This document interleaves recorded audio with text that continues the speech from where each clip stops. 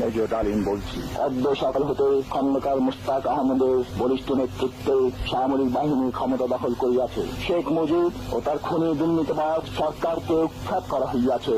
এখন হতে সারা দেশে সামরিক আইন জারি করা হলো। দীর্ঘ 50 বছর পর প্রকাশ্যে এসেছেন 1975 সালের 15ই আগস্ট সংগঠিত সামরিক অভ্যুত্থানের অন্যতম সেনা কর্মকর্তা শরীফুল হক ডালিম, যিনি মেজর ডালিম নামেই পরিচিত।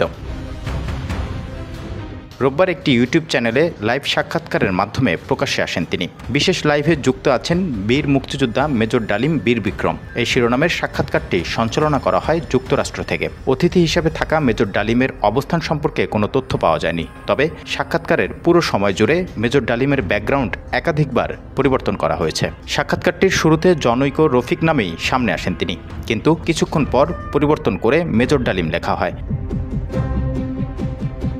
সাক্ষাৎকারটি লাইভ চলাকালীন একসঙ্গে 7,54,000 দর্শক দেখেছেন, যা ইউটিউবে নতুন রেকর্ড গড়েছে। সাক্ষাৎকারটি প্রচারের পর থেকে সামাজিক যোগাযোগ মাধ্যমে বেশ সাড়া ফেলেছে, জন্ম দিয়েছে আলোচনা সমালোচনার। ইউটিউব কর্তৃপক্ষ সাংবাদিক ইলিয়াস হোসেনকে জানিয়েছে, তাদের প্ল্যাটফর্মে এ ধরনের কোনো অনুষ্ঠানের ক্ষেত্রে এটি নজিরবিহীন। 2 ঘন্টা 3 মিনিট 32 সেকেন্ডের সাক্ষাৎকারটি দর্শকদের কাছে অত্যন্ত গুরুত্বপূর্ণ এবং আলোচ্য হয়ে ওঠে, যেখানে মেজর ডালিম তার জীবনের অজানা অধ্যায় ও নানা বিতর্ক নিয়ে খোলামেলা মত প্রকাশ করেন। সাংবাদিক ইলিয়াসের সাক্ষাৎকারটি এখন পর্যন্ত 67,27,464 জন দেখেছেন। মন্তব্য করেছেন 40,844 জন দর্শক।